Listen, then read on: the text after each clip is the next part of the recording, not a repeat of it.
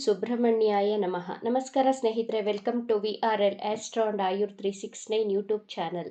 ವೃಶ್ಚಿಕ ರಾಶಿಯವರಿಗೆ ಅರ್ಧವಾರ್ಷಿಕ ಭವಿಷ್ಯದ ಬಗ್ಗೆ ಈ ವಿಡಿಯೋದಲ್ಲಿ ತಿಳಿಸಿಕೊಡಲಿದ್ದೇನೆ.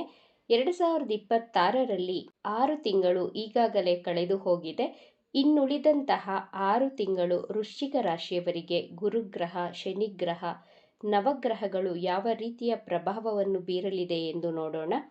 ನಿಮ್ಮ ಜನ್ಮ ಜಾತಕವನ್ನು ವಿಶ್ಲೇಷಣೆ ಮಾಡಿಸಲು ಬಯಸುವವರು ಹಾಗೂ ವಾಸ್ತು ಮ್ಯಾಚ್ ಮೇಕಿಂಗ್ ಮಾಡಿಸಲು ಇಚ್ಛಿಸುವವರು ಸ್ಕ್ರೀನ್ ಮೇಲೆ ಡಿಸ್ಪ್ಲೇ ಆಗುತ್ತಿರುವಂತಹ ನಂಬರ್ಗೆ ಮೆಸೇಜ್ ಮಾಡಿ ಅಪಾಯಿಂಟ್ಮೆಂಟ್ ಬುಕ್ ಮಾಡ್ಕೋಬಹುದು. ವೃಶ್ಚಿಕ ರಾಶಿಯವರಿಗೆ ಗ್ರಹಗಳ ಪ್ಲೇಸ್ಮೆಂಟ್ ಹೇಗಿದೆ ಅಂತ ನೋಡೋಣ. ನಿಮ್ಮ ರಾಶ್ಯಾಧಿಪತಿ ಮಂಗಳ ಗ್ರಹ ಸಪ್ತಮ ಭಾವದಲ್ಲಿದೆ.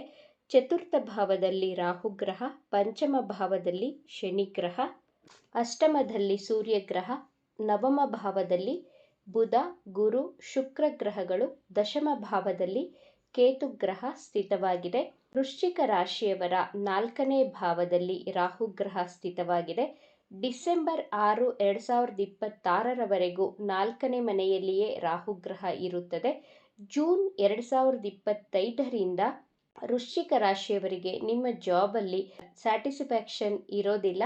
ಏನೋ ಒಂದು ರೀತಿಯ ಅತೃಪ್ತ ಭಾವ, ಜಾಬ್ ಚೇಂಜ್ ಮಾಡಬೇಕು ಎಂಬಂತಹ ಮನಸ್ಥಿತಿ, ಕನ್ಫ್ಯೂಷನಲ್ಲಿ ಇರ್ತೀರಾ. ಇದೇ ಜಾಬಲ್ಲಿ ಇರಬೇಕಾ ಅಥವಾ ಬೇರೆ ಜಾಬ್ ಚೇಂಜ್ ಮಾಡಬೇಕಾ ಅನ್ನುವಂತಹ ಕನ್ಫ್ಯೂಷನಲ್ಲೇ ಇರ್ತೀರಾ.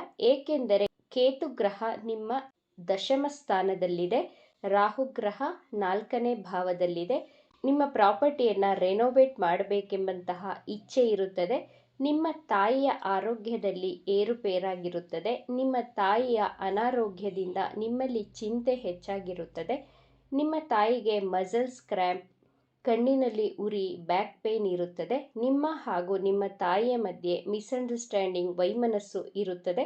ಇನ್ನು ಡಿಸೆಂಬರ್ 6ರವರೆಗೂ ಈ ಪರಿಸ್ಥಿತಿ ಇದ್ದೇ ಇರುತ್ತದೆ. ಡಿಸೆಂಬರ್ 6, 2026ಕ್ಕೆ ರಾಹುಗ್ರಹ ನಿಮ್ಮ 3ನೇ ಭಾವದಲ್ಲಿ ಗೋಚಾರ ಮಾಡಲಿದೆ. IT field, technical, AI, travelling, import ಹಾಗೂ ಎಕ್ಸ್ಪೋರ್ಟ್ ಬಿಸ್ನೆಸ್ ಮಾಡುತ್ತಿರುವವರಿಗೆ ಹಾಗೂ ಯೂಟ್ಯೂಬ್ ಆನ್ಲೈನ್ನಲ್ಲಿ ಜಾಬ್ ಮಾಡುತ್ತಿರುವವರಿಗೆ, ಮಾರ್ಕೆಟಿಂಗ್, ಟೆಕ್ಸ್ಟೇಷನಲ್ಲಿ ಇರುವವರಿಗೆ ಬೆಸ್ಟ್ ಟೈಮ್. ಡಿಸೆಂಬರ್ 6ರ ನಂತರ ನಿಮ್ಮಲ್ಲಿ ಎನರ್ಜಿ ಲೆವೆಲ್ ಹೆಚ್ಚಾಗಲಿದೆ. ಸಾಹಸ, ಪರಾಕ್ರಮ ಹೆಚ್ಚಾಗುತ್ತದೆ. ಕೇತು ಗ್ರಹ ನಿಮ್ಮ 9ನೇ ಭಾವದಲ್ಲಿ ಗೋಚಾರ ಮಾಡಿದಾಗ, ಯಾವಾಗ ಅಂದರೆ ಡಿಸೆಂಬರ್ 6ಕ್ಕೆ ರಾಹು ಹಾಗೂ ಕೇತು ಗ್ರಹಗಳು ಛಾಯಾಗ್ರಹಗಳು, ಇವೆರಡೂ ಗ್ರಹಗಳು ಒಂದೇ ಸಮಯಕ್ಕೆ ತನ್ನ ರಾಶಿಯನ್ನು ಪರಿವರ್ತನೆ ಮಾಡುತ್ತದೆ. ಕೇತು ಗ್ರಹ 9ನೇ ಭಾವದಲ್ಲಿ ಗೋಚಾರ ಮಾಡಿದಾಗ ನೀವು ಜಾಬ್ ಚೇಂಜ್ ಮಾಡುತ್ತೀರಾ ಅಥವಾ ನಿಮ್ಮ ಜಾಬ್ಗೋಸ್ಕರ ಜಾಗವನ್ನು ಪರಿವರ್ತನೆ ಮಾಡುತ್ತೀರಾ. ನಿಮ್ಮ ಜಾಬ್ ಟ್ರಾನ್ಸ್ಫರ್ ಆಗುವಂತಹ ಸಾಧ್ಯತೆಗಳಿವೆ. ವೃಶ್ಚಿಕ ರಾಶಿಯವರ ಆರೋಗ್ಯದ ಬಗ್ಗೆ ನೋಡೋಣ.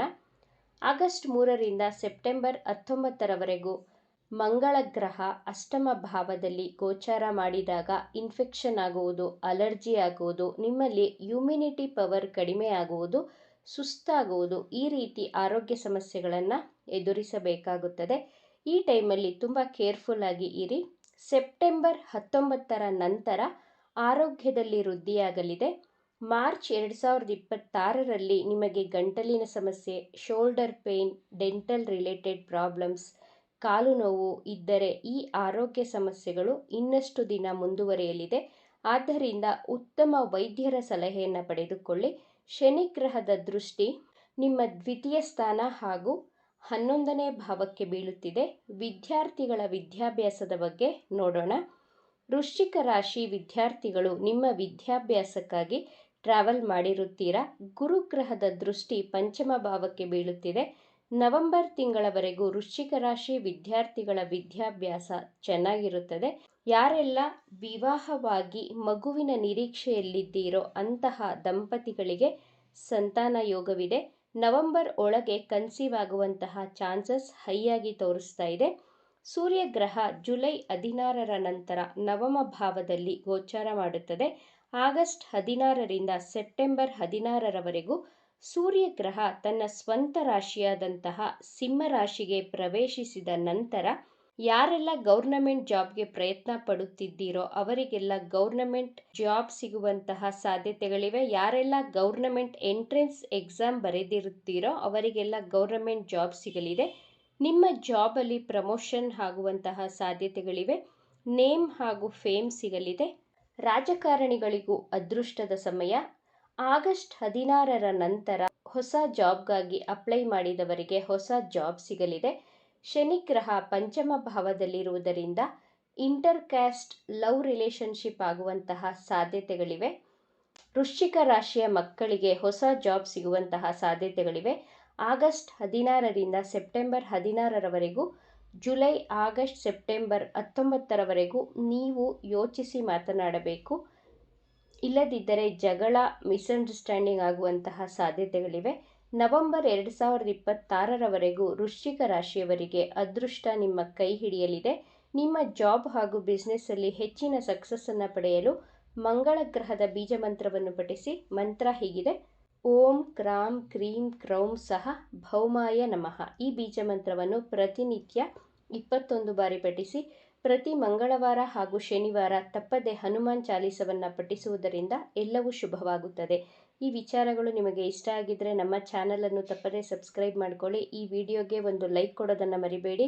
ಈ ವಿಡಿಯೋವನ್ನು ನಿಮ್ಮ ಫ್ರೆಂಡ್ಸ್ ಆ್ಯಂಡ್ ಫ್ಯಾಮಿಲಿ ಗ್ರೂಪಲ್ಲಿ ಹೆಚ್ಚು ಶೇರ್ ಮಾಡಿ. ನಿಮ್ಮ ಅಭಿಪ್ರಾಯಗಳನ್ನು ತಪ್ಪದೇ ಕಮೆಂಟ್ ಮಾಡಿ. Thank you friends.